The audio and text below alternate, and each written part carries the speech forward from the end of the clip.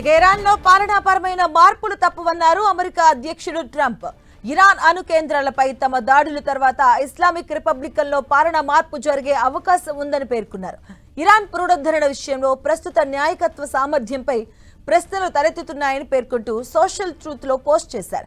ఇక పాలనా మార్పు అనే పదాన్ని ఉపయోగించడం రాజకీయంగా సరైనది కాదన్నారు ట్రంప్. కానీ ప్రస్తుత ఇరాన్ పాలన ఆ దేశాన్ని మళ్లీ గొప్పగా చేయలేకపోతే పాలనా మార్పు ఎందుకు జరగదంటూ ప్రశ్నించారు. ఇక ఇరాన్ పై దాడులు చేసిన తమ సైన్యం పనితీరుపై ప్రశంసలు కురిపించారు ట్రంప్. గ్రేట్ 2B ఫైట్లపై మిస్సౌరీలో సురక్షితంగా ల్యాండ్ అయ్యాయని, ఇక బాగా పనిచేసిన వారికి ధన్యవాదాలంటూ మరో పోస్ట్ చేశారు. తమ సైన్యం గొప్ప నైపుణ్యాన్ని ప్రదర్శించిందని, ఈ దాడులు కఠినమైనవి, ఖచ్చితమైనవని పేర్కొన్నారు. ఇరాన్లోని అణుస్థావరాలకు జరిగిన నష్టాన్ని ఆ దేశం స్మారకంగా చెబుతుందంటూ పేర్కొన్నారు. ఇక పశ్చిమాసియాలో భద్రత, శాంతిని కొనసాగించేందుకే ఇరాన్పై దాడులు చేశామన్నారు అమెరికా రక్షణ మంత్రి పీట్ హెగ్సెత్. ఇక ఇరాన్ శాంతి మార్గాన్ని అవలంబించకపోతే మరింత కఠినమైన చర్యలు తీసుకోవడానికి వెనుకాడబోమని హెచ్చరించారు. అధ్యక్షుడు ట్రంప్ ఆ దేశాల మేరకు యుఎస్ సెంట్రల్ కమాండ్ ఇరాన్ అణుస్థావరాలపై ఖచ్చితమైన దాడి చేసిందని, ఇది అద్భుతమైన విజయమని అన్నారు. ఇక ఇరాన్ పై దాడి చాలా రహస్యంగానే జరిగిందని, ఆ దేశ రక్షణ వ్యవస్థకు దాడి జరుగుతుందని కూడా తెలియదన్నారు. ఇక అమెరికా రక్షణ మంత్రి పీట్ హెగ్సెత్ ఇక ఈ దాడిలో 4, 5వ తరం యుద్ధ విమానాలు ముందుకు సాగుతూ ముప్పును తొలగించి మార్గాన్ని సిద్ధం చేశాయని చెప్పారు. 18 గంటల విమాన ప్రయాణం, గాలిలోనే అనేక సార్లు ఇంధనం నింపడంతో పాటు ఇలా ఖచ్చితమైన దాడి చేయడం ప్రపంచంలో మరే ఇతర సైన్యం ఇవన్నీ చేయలేవన్నారు. చరిత్రలో తొలిసారిగా ఈ ఆపరేషన్లో MOP వంటి భారీ బాంబులను ఉపయోగించామన్నారు.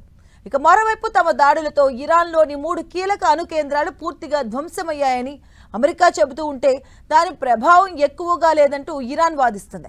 అయితే కీలకమైన అణు కేంద్రాలు ధ్వంసమైతే అణుబాంబును తయారు చేయాలన్న ఇరాన్ ప్రయత్నం చెదిరినట్టేనని నిపుణులు భావిస్తున్నారు. చాలా ఏళ్ల వరకు ఇరాన్ అణుబాంబు తయారు చేయలేదని అంచనా వేస్తున్నారు.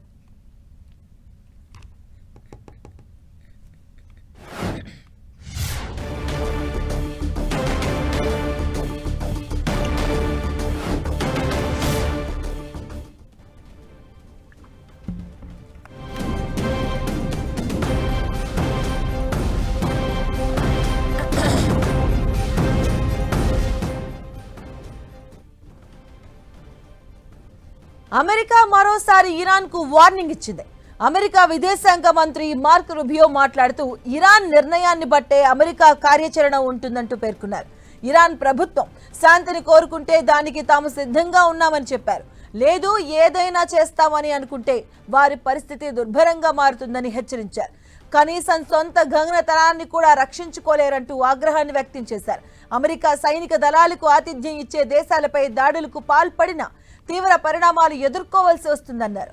ఇక హార్మోజ్ జలసంధిని మూసివేయాలని ఇరాన్ నిర్ణయించడం చాలా పెద్ద తప్పు అన్నారు US secretary of state mark Rubio.